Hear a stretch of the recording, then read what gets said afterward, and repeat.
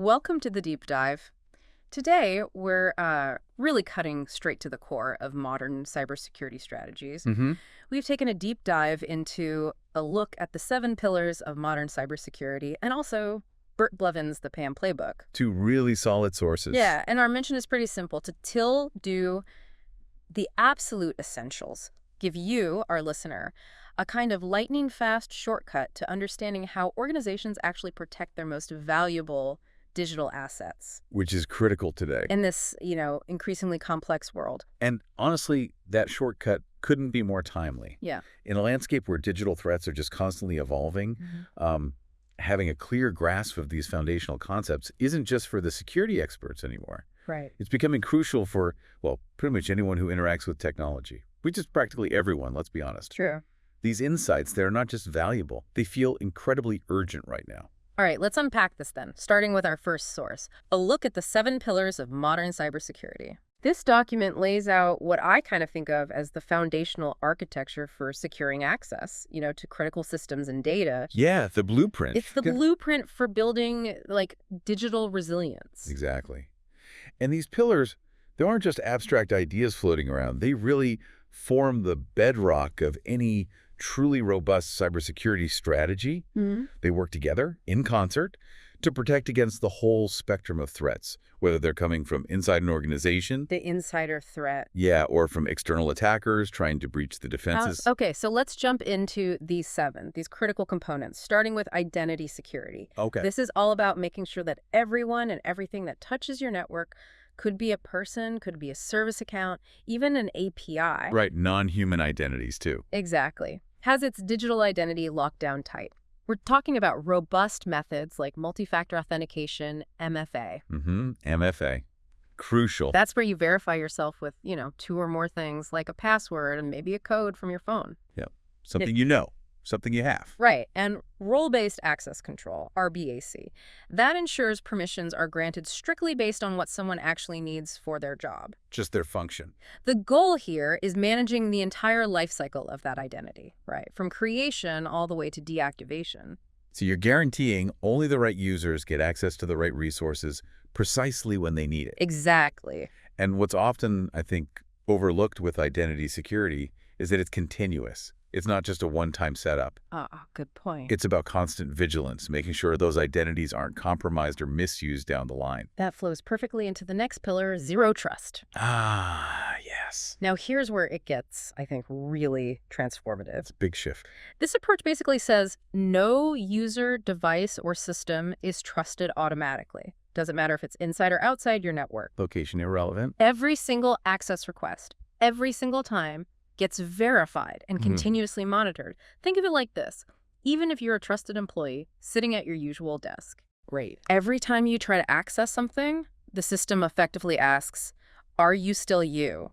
And are you still authorized for the specific thing right now? It's a radical departure from the old trust but verify model, isn't it? Totally. Zero trust is all about never trust, always verify. Yeah. And it often uses things like adaptive authentication, behavioral analytics. Looking at context. Exactly, like your location, the device you're using. It just forces a much more rigorous security posture at every single interaction point. Okay. Next up, comprehensive audit and monitoring. Visibility. Right. This pillar is all about crystal clear visibility.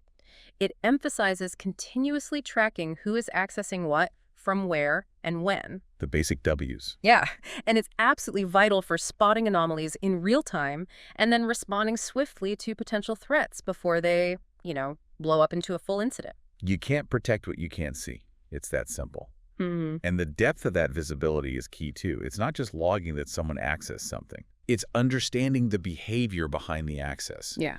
Are there unusual patterns? Is someone trying to get into something they never have before? That's where the real power of monitoring kicks in. Got it. Okay, then we have scalability and flexibility. Important for growth. Yeah, this pillar highlights that security solutions, they just can't be static. They have to be designed to, Well, grow and adapt with the organization. Makes sense. Supporting everything from traditional on-prem systems to huge cloud environments, even those complex hybrid setups. Which most organizations have now. Right. And the real insight, I think, is that it's not just about adding more servers or capacity. It's about building a security architecture that actually anticipates change. Proactive, not reactive. Making sure your policies get enforced consistently across all these different infrastructures. Yeah. Because so often security gets bolted on later. Right? Oh, absolutely. And that almost always leads to gaps and vulnerabilities down the road. It really needs to be baked in. So it's about designing security that isn't a bottleneck. Exactly. It should be an enabler for growth and transformation, making sure that as your organization expands, shifts its IT footprint, your security stays strong and consistent. Okay. Following that is the principle of least privilege. Ah, classic, but crucial. Pretty intuitive, yeah. Users and applications should only get the minimal level of access required to do their jobs. Nothing more. Think of it like handing out keys. You only give someone the key to the one room they need, not the master key to the whole building. Good analogy. It's about minimizing that attack surface by drastically cutting down the number of users or systems withstanding always-on privileges. Right, which limits the risk of misuse. Significantly, whether it's accidental or malicious. Okay, pillar number 6 is privileged access management, or PAM. PAM, yes. Which our source calls a core pillar of modern cybersecurity. And this isn't just about regular users, is it? No, this is specifically about controlling, monitoring, and auditing that really crucial privileged access. The keys to the kingdom, basically. Access to critical systems, critical data. Right.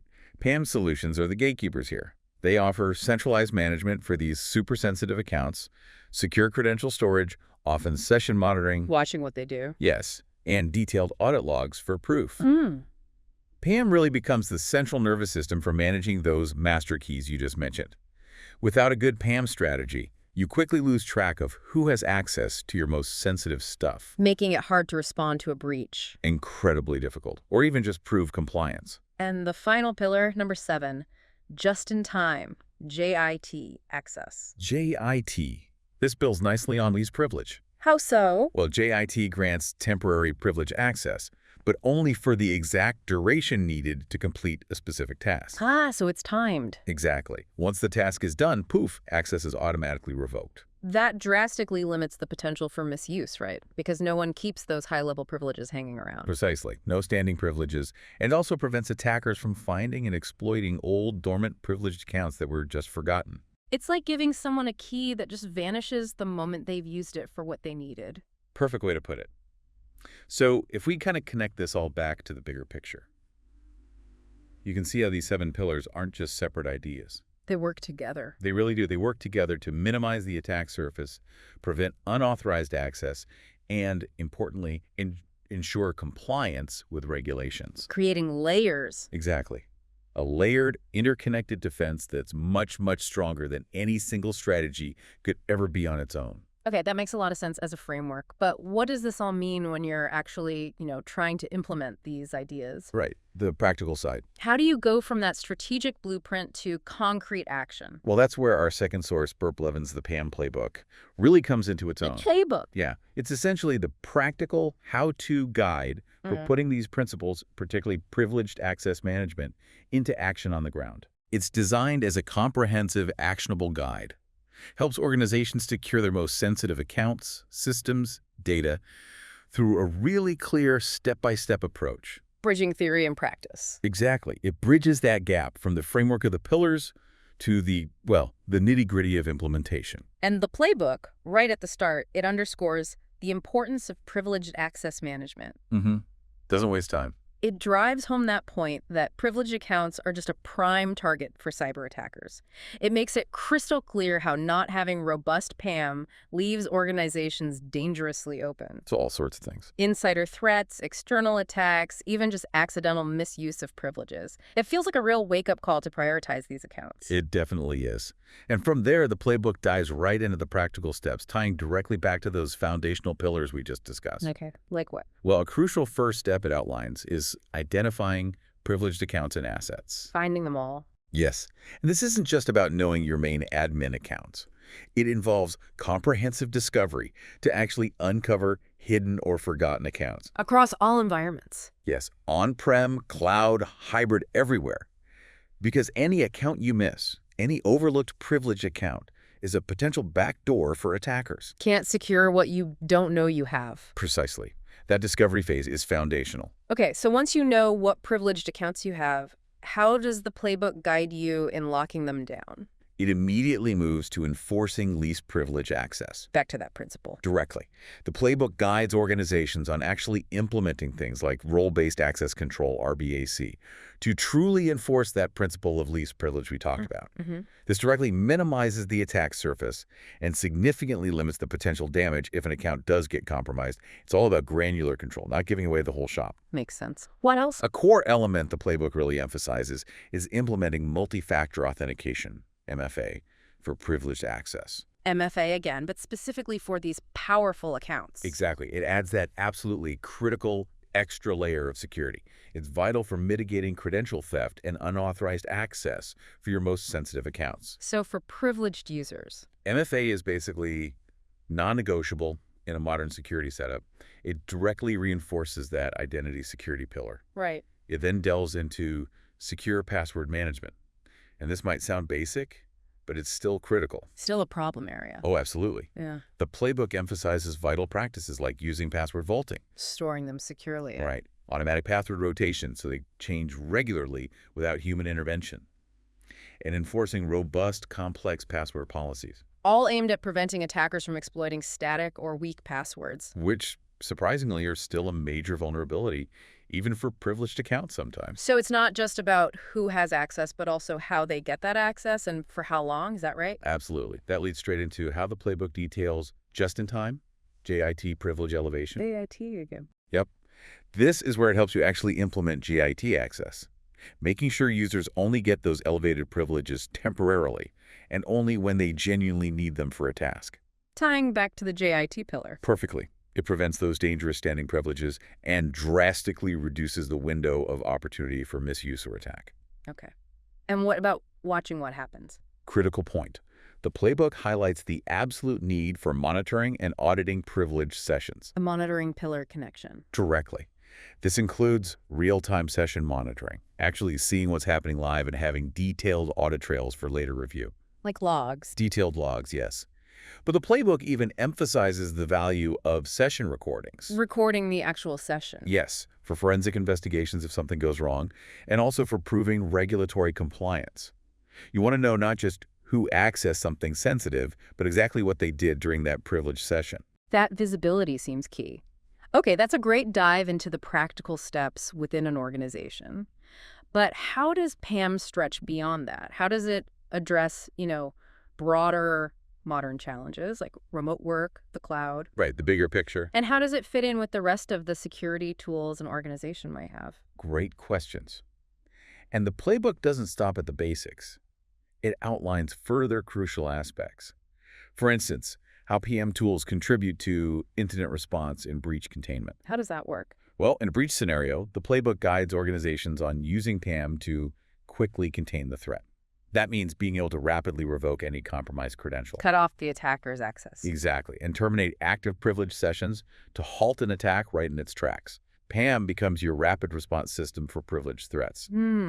That's powerful. And given the huge shift towards distributed workforces, securing remote access is obviously vital now. More important than ever. The playbook offers a roadmap for securing those remote connections, especially using privileged remote access or PRA solutions. PRA? Yeah, ensuring that the surge in remote work doesn't create gaping security holes, whether it's for your internal users working from home or even third-party vendors needing temporary access. Got it. Securing the perimeter wherever it is now. Pretty much. And for many organizations, let's face it, addressing compliance requirements is a massive driver for PAM. Regulations like GDPR, HIPAA. Exactly. PCI DSS for payments. Industries face really strict regulations. Yeah. PAM solutions are essential here. They provide the robust auditing, the reporting, the access controls needed to meet these mandates. And avoiding fines and legal trouble. And demonstrating due diligence. It's often non-negotiable from a compliance standpoint. So it really sounds like PAM isn't just this standalone thing you play in. It's more like a piece of a much larger security puzzle. That's exactly right.